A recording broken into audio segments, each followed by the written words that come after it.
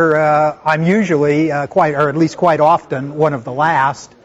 So this is a new experience for me to be here and giving one of the first presentations. My name is John O'Keefe.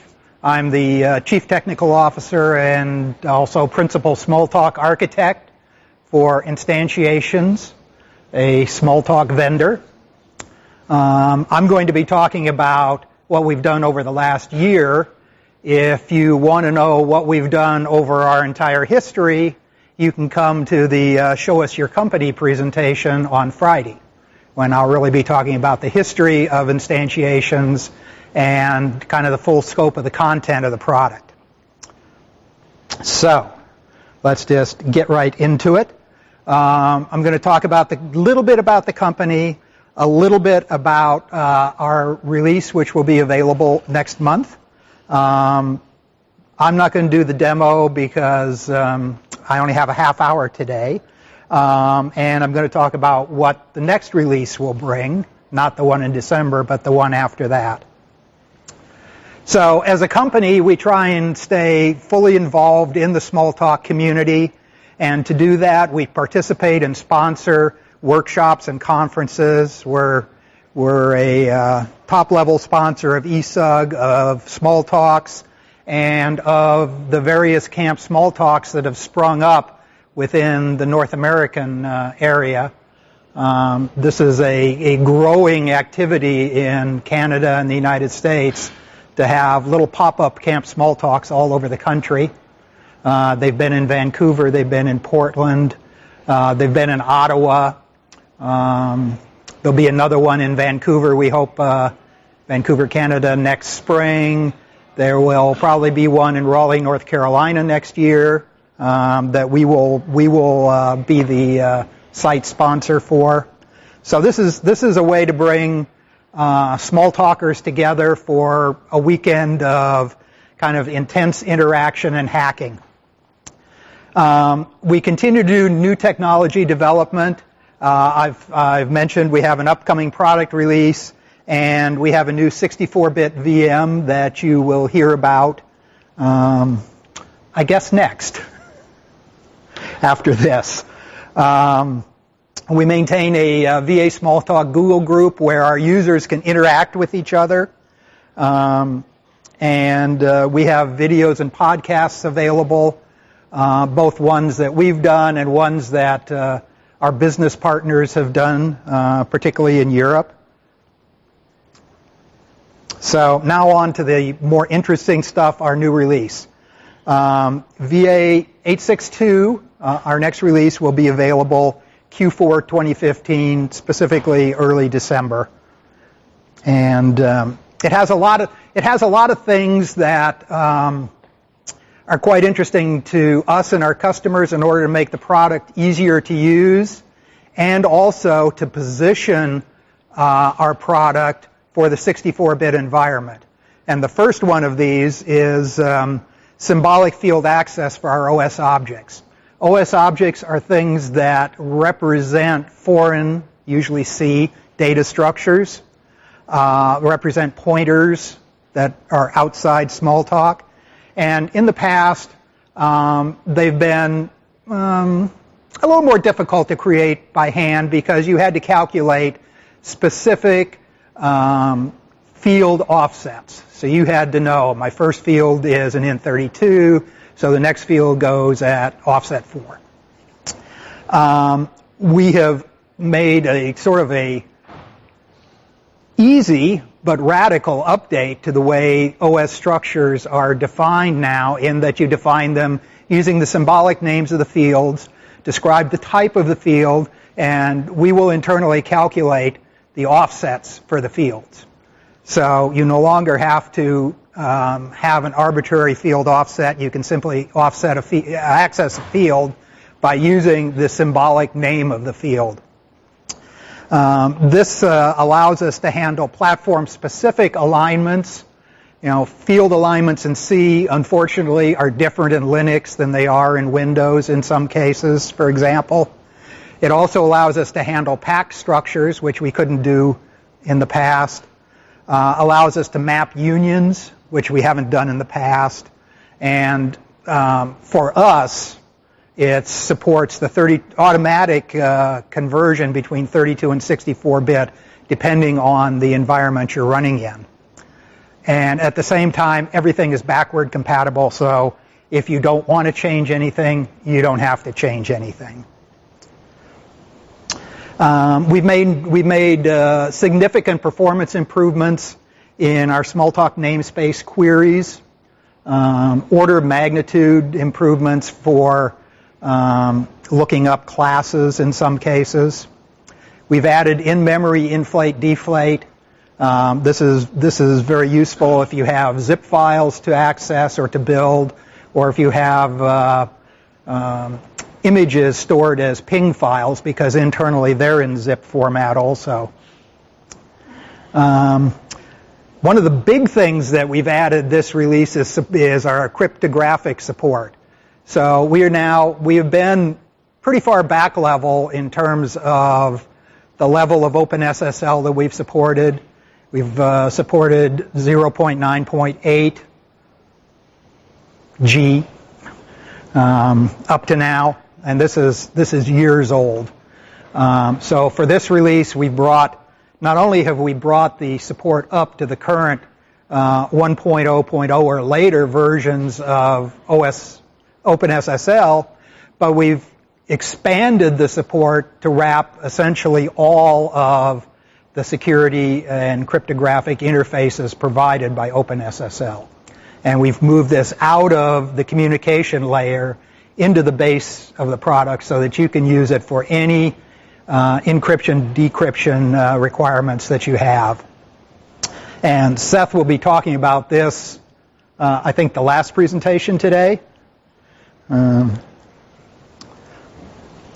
So what we've done is we have moved off of our own supplied OpenSSL shared objects or DLLs.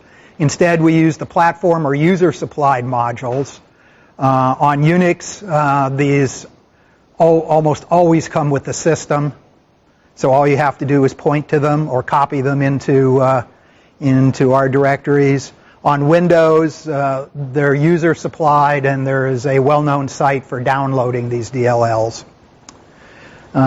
We also have new native thread locking support that supports both dynamic and static locking interfaces. And we have provided extensive examples of how to use all of these APIs.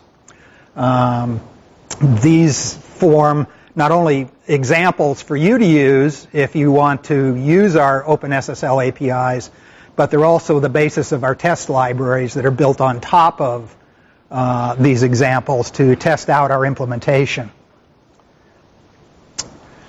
I mentioned ping files a moment ago. We've added support for ping files, and we've added JPEG parser improvements in that we have much looser support in terms of missing metadata or metadata that's not in the proper order in the JPEG structure.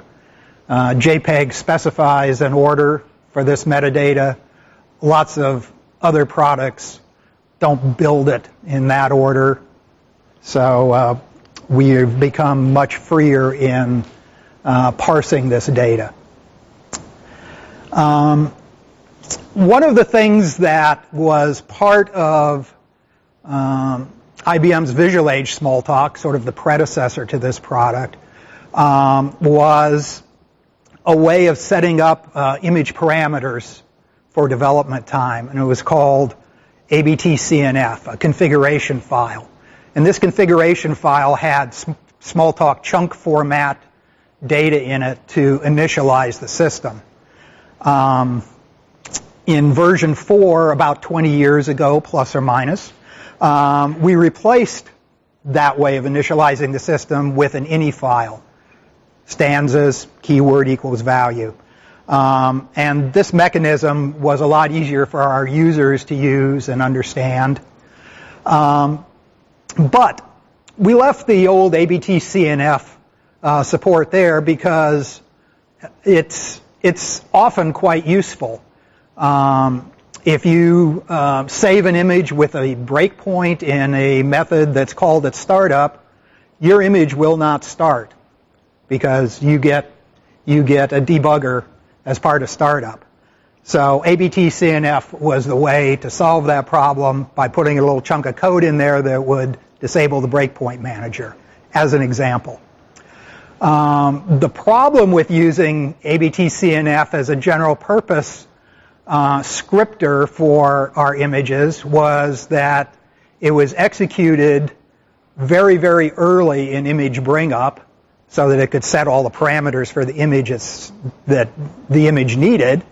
But that was really too early to do any really significantly useful work in there.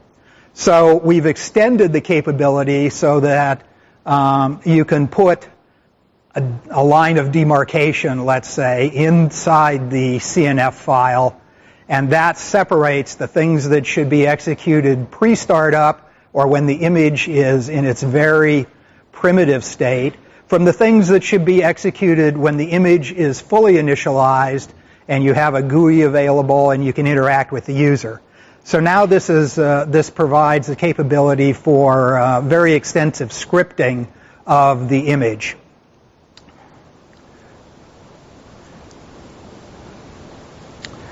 Another thing we've done as part of our Content Assist functionality is to add a virtual compiler for class definitions. What we've discovered is because class definitions are compiled and stored separately from methods being compiled and stored, you can get the class definition and the method definition out of sync. Now, when you do that, we'll put an error message on the transcript that you've done that. Unfortunately, we don't always look at the transcript to see that error message. And once you've done that, if you happen to use that method, bad things will happen or can happen in your image. For example, if your method references an instance variable that you deleted in your class definition. So we now run a virtual compiler that compiles both things together, the class definition and the method, before saving the method. And it won't let you save the method if it has this kind of error in it. Scintilla has been a very important component of VA Smalltalk support for text editing for a couple releases now. One of the things we discovered was that when Scintilla edits text strings, it naturally assumed if you found a null, that was the end of the string because that's the way C works. Well, that isn't always the way we wanted it to work. Nulls can be embedded in Smalltalk strings. And so we've updated the support so null is no longer identified as the end of the string. One of the really cool things that was done for this release is Workspace Optimization and Multilingual Support. So first, optimization. Workspaces were originally designed to allow you to edit or evaluate small snippets of Smalltalk code. They were never envisioned to be used to edit anything large, really large. But as time has gone on, we've been using them to edit larger and larger things.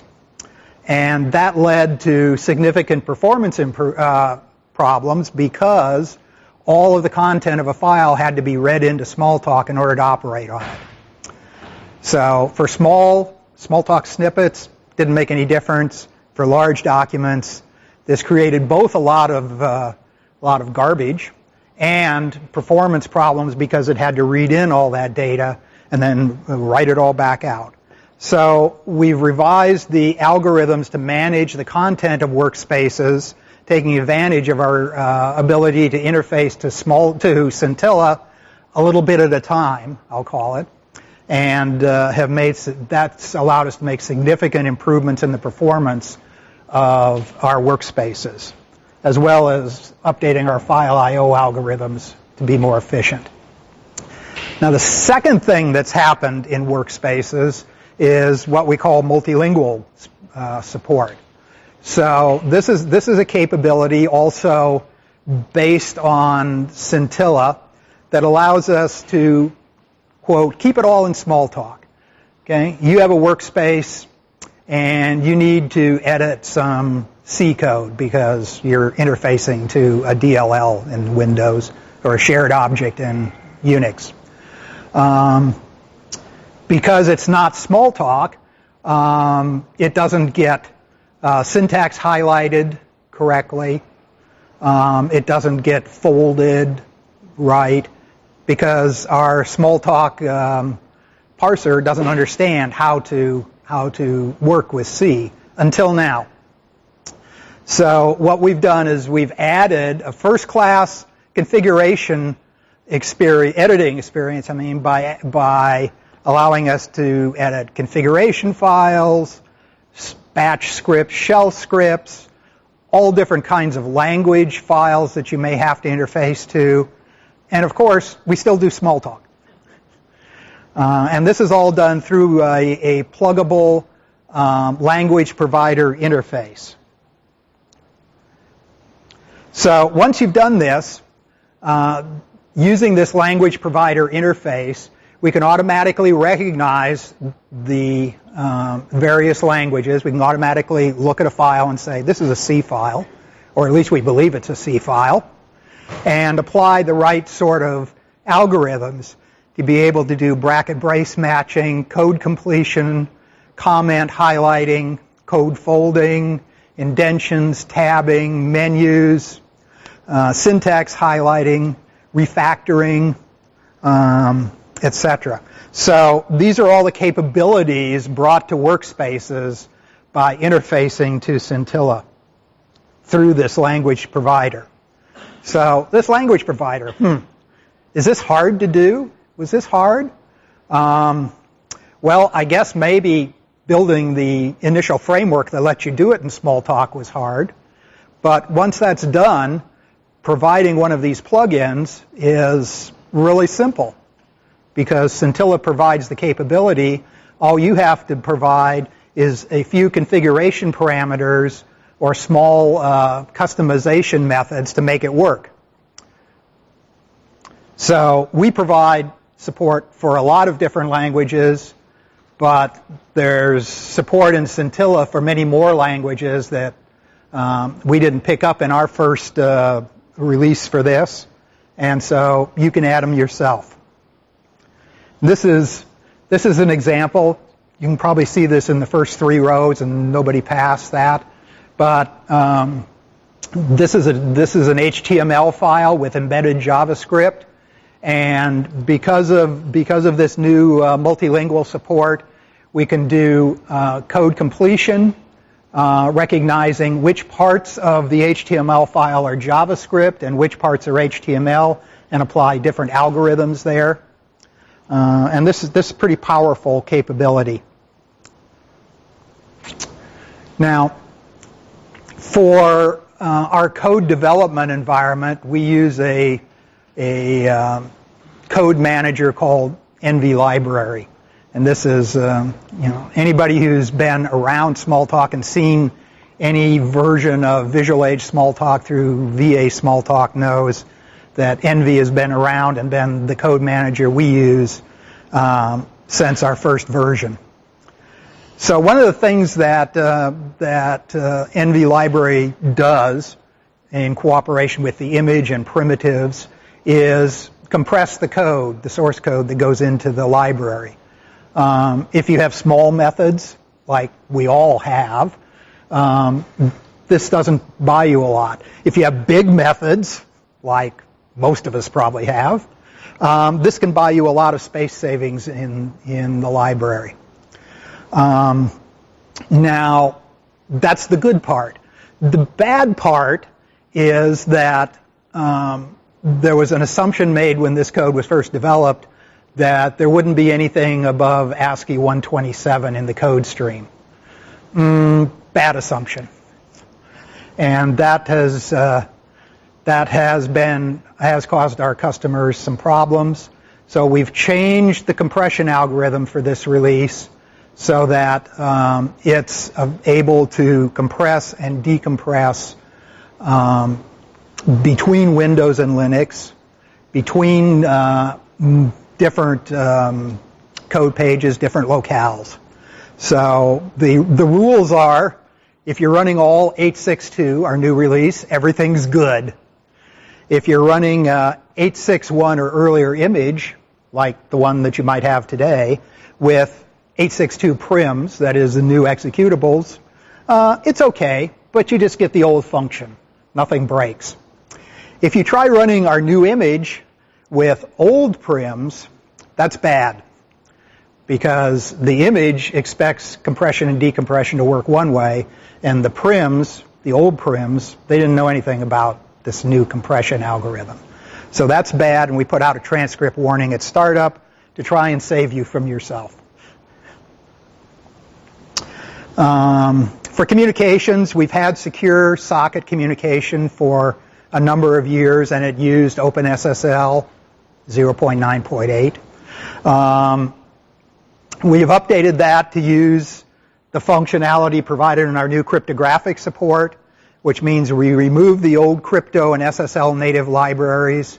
We no longer have to deal with export control on that code. And we have defaulted to TLS as the encryption mechanism for HTTPS because of the problems that have been found in SSL level 2 and 3.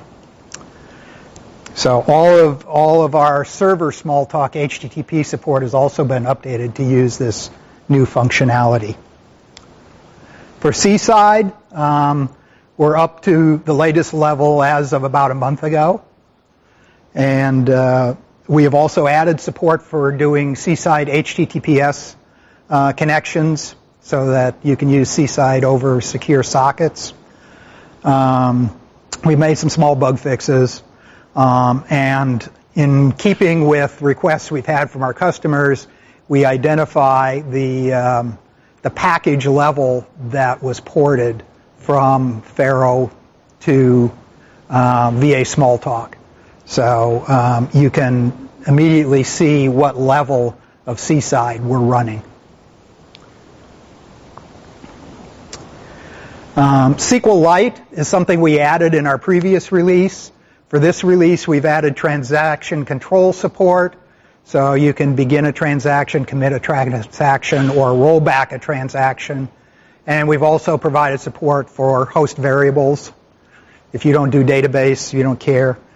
If you do database, this is probably very important to you. Glorp has been brought up to the latest level, and we have integrated SQLite and Glorp so that you can run Glorp over a SQLite database, and also enabled Glorp and SQLite combination as one of the loadable features in the product. We've got new installers on AIX. Probably nobody here uses AIX. For environments, we have an environments product that allows you to build development images and maintain side-by-side development images. This has been updated to support multiple releases. We've updated our documentation, both in terms of the documentation we've previously had and to bring NVQA, which is our quality assistance, code coverage, formatting, code checking, into our online library. It used to be available only as PDF. And finally, we have new platforms that we support: Windows 10, Fedora 22, Ubuntu 15.04, which really means any sort of version of Red Hat-based or BSD Debian-based Linux. So that's what's in our release to be available next month. Coming in the future, we do a release about once a year. We have a number of different sources for content.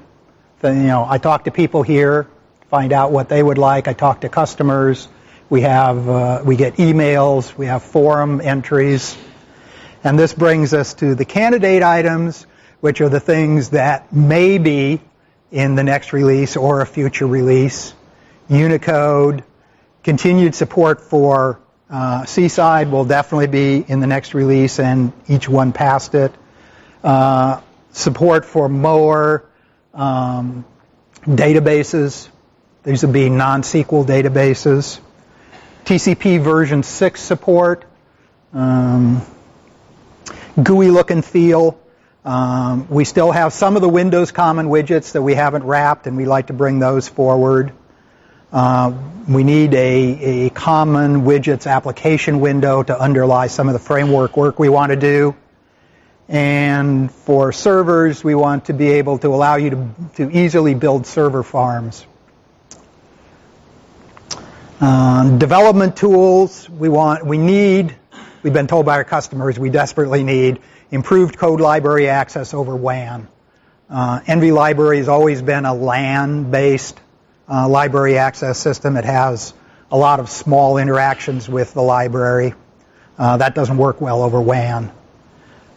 We need to work on our changes browser and our merge tool, and we're going to work on performance and scalability, in particular the 64-bit VM, which Seth will be telling you about. So, how do you get VA Smalltalk? You can download an evaluation copy. You can buy a development license. We like that a lot better. We occasionally make development builds available. These are not official beta tests. They're simply development builds that may have some interesting functionality in them that we want to get out to the field early. Or for this group, perhaps more importantly, you can be a committer on an open source project. It doesn't have to be a VA Smalltalk open source project. It actually technically doesn't even have to be a Smalltalk open source project, although we certainly prefer it be one. Or you can work for an educational institution. You can get an academic license. So you can contact us with questions, with support requests, for information on how to buy licenses. We like you to use that one a lot. Or you can contact me directly for any of these. So that's my story for today. Are there any questions? Yes, I have a question here.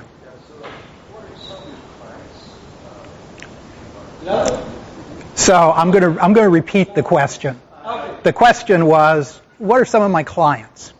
So I don't want to speak about specific clients here, but I will say that our largest clients are in the utilities industries, like providing electricity and gas and natural gas to customers, the banking industries, other finance industries, and insurance industry. That's where our largest customers are located. Beyond that, we have a wide spread of customers across almost every industry. We have a customer who provides grocery store shelf label reading software. Actually, they're electronic shelf labels. We have an auto manufacturing plant that's run completely with Smalltalk. So all the way from very large customers to very small customers who maybe provide one application for sale. The question is, are most of our clients US-based? Yes, but we do have a substantial number of customers in Europe, in France, and in Germany, and the Netherlands. We have customers in New Zealand. We have customers in Australia. Yeah, that's probably where they are. Okay, I'm going to be here all week. If you have questions, ask them after. Thank you.